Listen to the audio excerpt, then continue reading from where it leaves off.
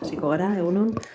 Lehenengo puntua, 2024 urteari dagokion kontu orokorrari behin betiko onarpena emateko proposamena. Proposta de aprobación. 2024 urteari dagokion kontu orokorrari behin betiko onarpena emateko proposamena. Asanbladara zera proposatzen zaio. Betiko onartzea, Txingudiko zerbitzu mankomunitatearen 2024ko ekitaldiko aurrekontuaren kontu orokorra. Betiko onartzea.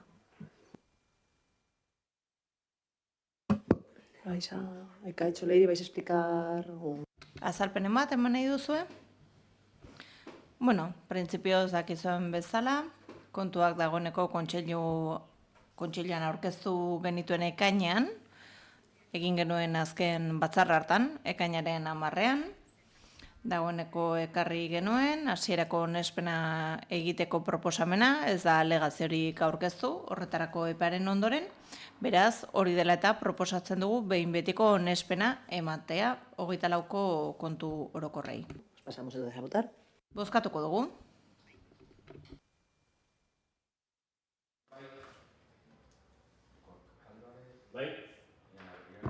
Bai. Alde.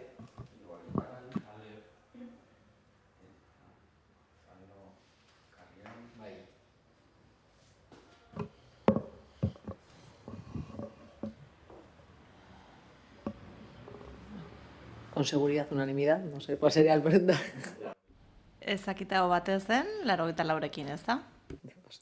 Bigarren puntua, Gipuzkoako hondakinen kontsortzioan izendatutako Txingudiko zerbitzuen mankomunitateko ordezkarien ordezkoetako bat aldatzeko proposamena. Proposa de modificación. Gipuzkoako hondakinen kontsortzioan izendatutako Txingudiko zerbitzuen mankomunitateko ordezkarien ordezkoetako bat aldatzeko proposamena.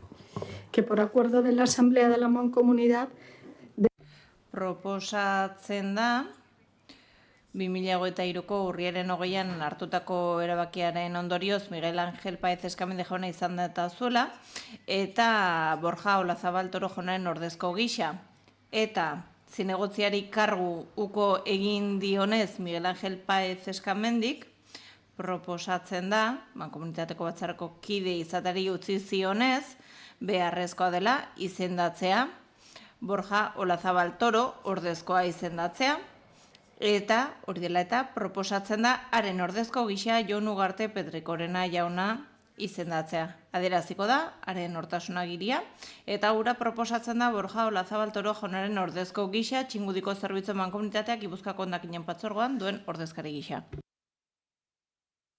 Bueno, como sabéis...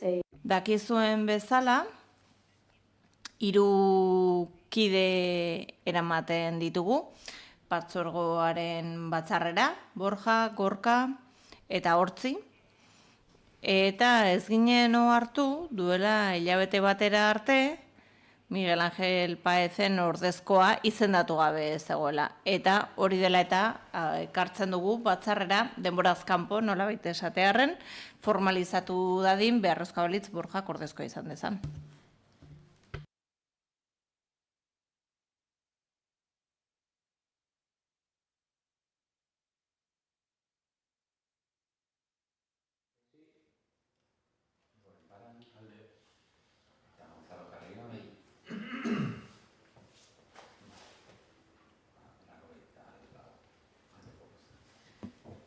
Ados, eta 3. puntua, 2025ko bigarren hiruhilekoaren arrekontu itxieraren berri ematea. 2025ko bigarren hiruhilekoaren aurrekontu itxieraren berri ematea. Bueno, como sabéis... Dakizuen bezala, hiruhilekoaren itxieraren berri ematen da, zatikakoak izaten dira, aurrekontu kontabilitatearen prozedura jarraitzen delako, eta hori dela eta askotan kontu ematetan ez datoz bat diru sarrerak eta gastuak. Beraz, hori esan da, ekaineko batzarrean, adierazi nuen lehenengo hiruhilekoan gerakina 1.993.000 eurokoa zela, eta Gerakina, ekainaren 30ean, 2.123.000 eurokoa da.